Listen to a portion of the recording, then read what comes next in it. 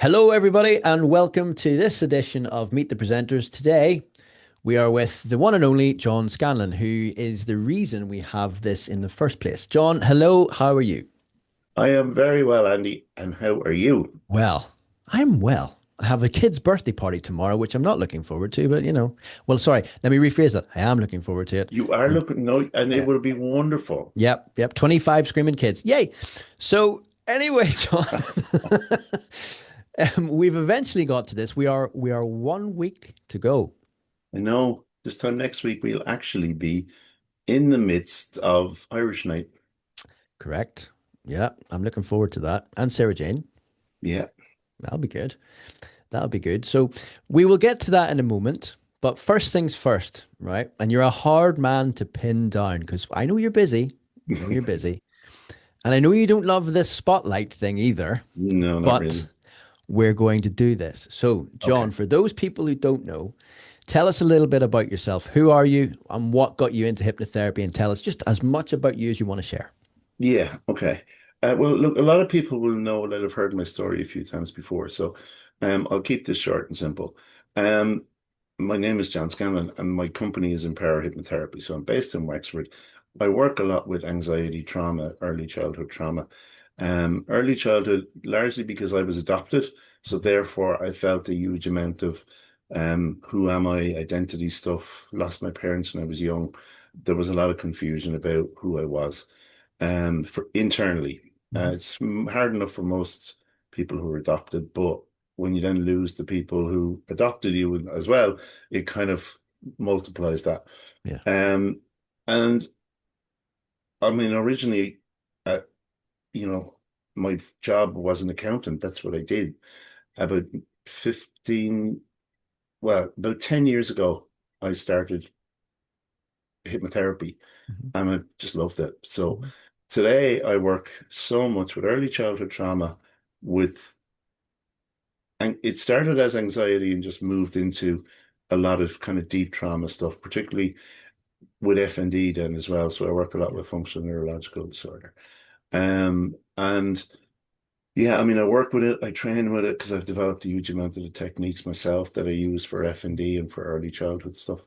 And it kind of led me to what this presentation is all about, actually, Mhm. which is identity. Okay. Well, don't jump the gun, John, because I'm about to Sorry, ask you a you can question. rein me back in.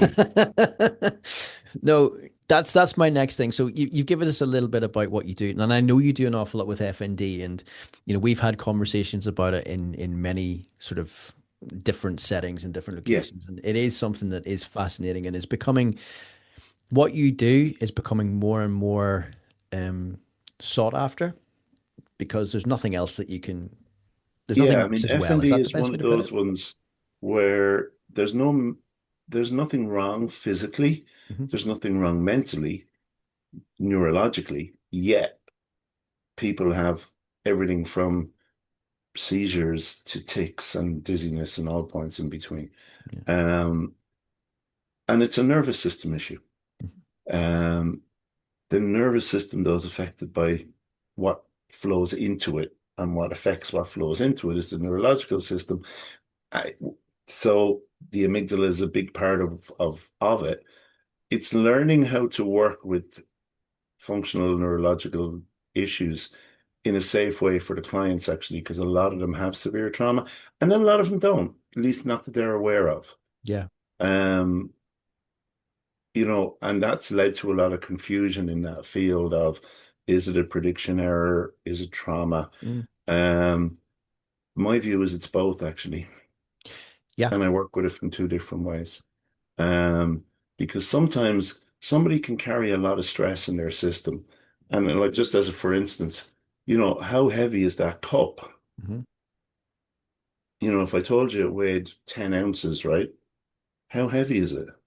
Well, the answer is it depends on how long I'm holding it. Correct. If I don't process what's in there, Hmm. if I don't put it down, my arm's going to get tired after a while. Hmm. If I don't process the emotion, my nervous system is going to feel the effects after a while. Hmm. Whether that's just in a stress response, which causes a seizure, or whether that's the cause of it in the first place. Look, the neurologist can't give you the answer. Hmm. But I do know that when I work with it from that perspective, it clears it. Yeah. No, I know, and you've Not in told me. every case, but in a huge amount of No, and I cases. know that, and but the thing is, in most cases, and you and I, because I approached you because I had a client come to me about it, and we had a quick chat because I know you do an awful lot with it, and you're I would say an expert at it, and yeah, I think at some point that would be something I'd like to maybe explore a little bit more with, maybe in a conversation like this we could do. Yeah, no, absolutely. But for now, what I'm going to ask you is this. So for those people who are coming to the Irish Hypnotherapy Conference next week, right? For those people who are coming next week, why should people come and see you, John? Right? I know you're the organizer. I know you're the star of the show. But in actual fact, why should people come and see you? And don't give it all away, but what is your presentation all about, please? Okay, well, the presentation is on identity by default, which is how most of us arrive at who we are, Hmm. to identity by design. Okay. So choosing who we want to be. Hmm. And I arrived at working with identity as part of the trauma work. Yeah. Because if somebody suffers trauma, it changes who they are Hmm. because they believe they can't do certain things. And more importantly, at an identity level, they they believe they know that this is, as far as they're aware, this is their capabilities. Hmm. And if we try and change a behavior without changing what is, I regard as higher up the chain, Hmm. beliefs, values, and Yeah. identity, then we're always going to be behind the eight ball. Yeah. Whereas when we change the identity and then reset it, allowing them to create the design, the life that they want by choice from where they are today, it gives them the freedom to start to create life in a different way. Hmm. So it deals with the trauma of the past. And it's not all trauma, by the way. I No, mean, no. identity is not just limited because we arrive at who we are. Sometimes it's by specific incidents which cause us.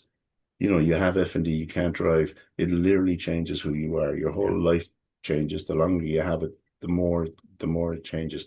The harder it is to revert back. Yeah. Um, and sometimes we just get there by continuous repetition. We grow up in a certain environment. We're shy. So therefore, if you ask someone who's shy to publicly speak, they're going to have, severe internal reactions. But we're not born shy. No. We learn it. Yeah. So if we learn it, we can unlearn it. And working with trauma, one of the things that I've done is I've cleared the past so that literally we can create the future from where we are today. And that's what it's about. So yeah, and I think, and I don't want to nip into too much a little about what you're talking about, but if I mention a certain thing, it might jog a conversation that we've had, and if that's the case, you can agree or talk about it or not. Is it a bit like This neuro? sounds very cryptic, but go Yeah. on anyway. Well, I don't want to give away too much, but No, is it a bit like neuro levels? That type of idea? yeah. I mean, look, the environment, our behaviors come from the environment we're in. The more we have those behaviors, they become our beliefs. The more we have those beliefs, they become our values. Hmm. They become our identity. And if we don't deal with every level of it for someone who's in either severe trauma or wants to make a big change, monetarily is a huge issue. You Hmm. think about the lotto winners who have just earned and lost. They've Yeah. won the money and they've lost it all. Their nervous system doesn't accept it. It doesn't feel safe. It doesn't feel familiar. Yeah. Therefore, you've got to change.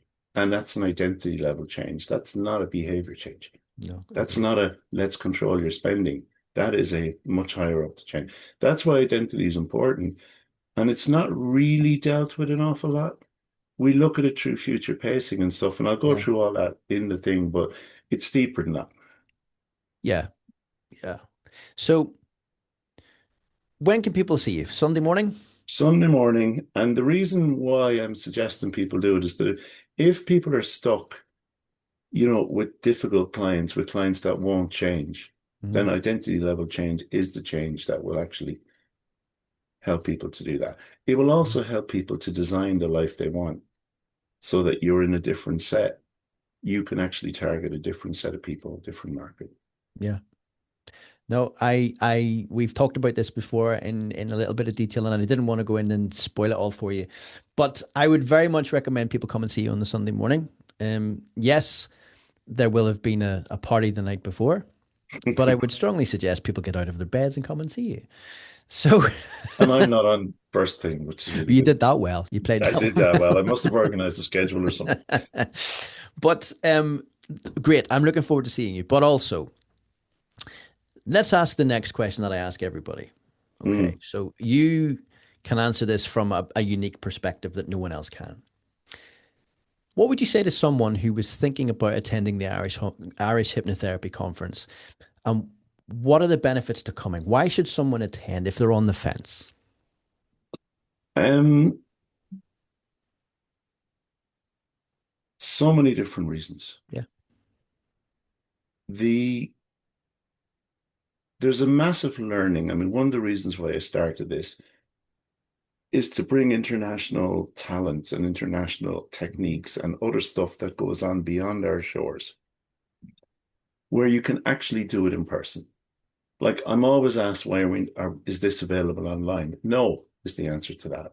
And there's a very specific reason for it, which might explain and might answer some of your question, which is that when people are physically together, the learning is deeper yeah, because they're not running off and not distracted by something, and you can come back to watch the screen later and all that yeah, stuff.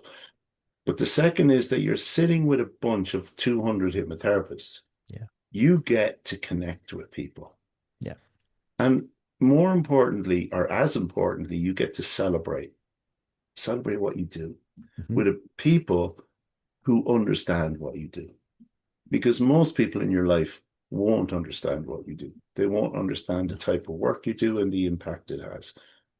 And that's something I'll be doing with Shelley Stockwell on the Saturday, Hmm. is we will be celebrating hypnotherapists and the impact of the work that's done and how the ripples go way beyond the therapy room. Um, so it is about the learning. It is about the connecting. You also have the top trainers in the world and Yeah, top professionals in the world who you can sit and have a cup of tea with. yeah, They're all open. They'll all have a chat with you. yeah. Um, and then you merge that because we're Irish. We like to do things in a kind of a fun way. Yep. So, I mean, you have entertainment, and it's the first time we're doing 3 days. So you have entertainment on Friday night. Irish night is Friday night. So Sarah Jane O'Neill, who is um, an Irish stage hypnotist, she's really good. It's brilliant. Yeah. And she's going to do a show followed by a ballad session that will go on afterwards Hmm. until about 11 o'clock that night because we'll all be up early for Saturday morning, so therefore we won't be too late on Friday. Um, Saturday night you have the gala dinner, Hmm. and you have a stage mentalism show with Paul Draper, who has presented all over the Yeah. world to the biggest crowds. I mean, this guy is top-notch stuff. And then we've a DJ after that to Yeah. keep going until as long as we need to. It's a party as well as a learning. And if you want to be healthy, we got hypno yoga Saturday morning, Yep. and we got sound healing on Sunday morning. And So there before the day even begins. we also have um oh, what's the name of them? Well, Melissa Tears on Melissa the Cheese. Thursday, and we Correct. also have Paul on the Paul Monday. Draper on the Monday. Yeah. So it is one of the biggest hypnotherapy events in Europe this year. It's Yeah. probably the second largest hypnotherapy event in all of Europe Hmm. this year. It's in Dublin. If you're local, if you're nearby, whether you come for a day or whether you come for 3 days, you will learn. Yeah. The real answer to your question, Andy, and I probably should have started with this, is why should you come? Because your business will benefit from coming. Your skills will benefit from coming, and your connections will benefit from coming. All in all, what is your practice will benefit. If you're serious about hypnotherapy, this is the place to be. So I can completely agree with that from a personal experience because the first year we met at the first conference down in Arklow, that's exactly what happened for me. And as you know, I'm a shy, retiring, introverted sort. Yeah, absolutely. And going to the You mask conference it well. changed that. What? You mask it well. I try. And no, the whole thing with it was, initially, and I've said this in other interviews, and it's true, and I think it's important to say, is that I drove down from the north that morning. I stopped at the McDonald's to get a healthy breakfast, and I got to the car park, and I actually thought to myself, "Am I going to go in here?"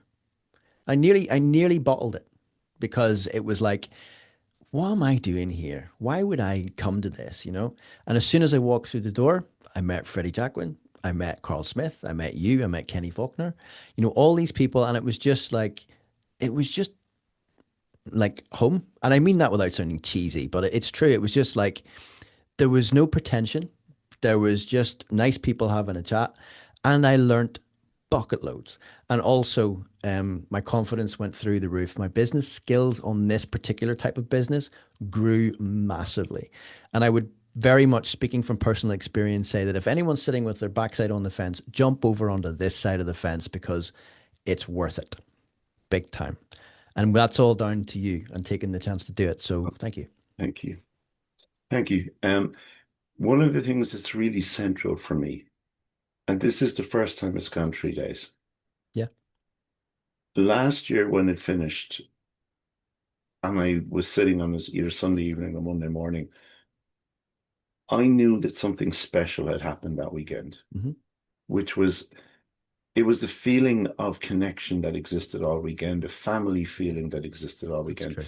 And that's what this is. And this weekend will be no different, and every other event that I'm involved with will be no different. It is about connection. It's about family. Um, and it's True. something really, really like when people connect in ways, just a very small example. But like I went to Portugal at Christmas Hmm.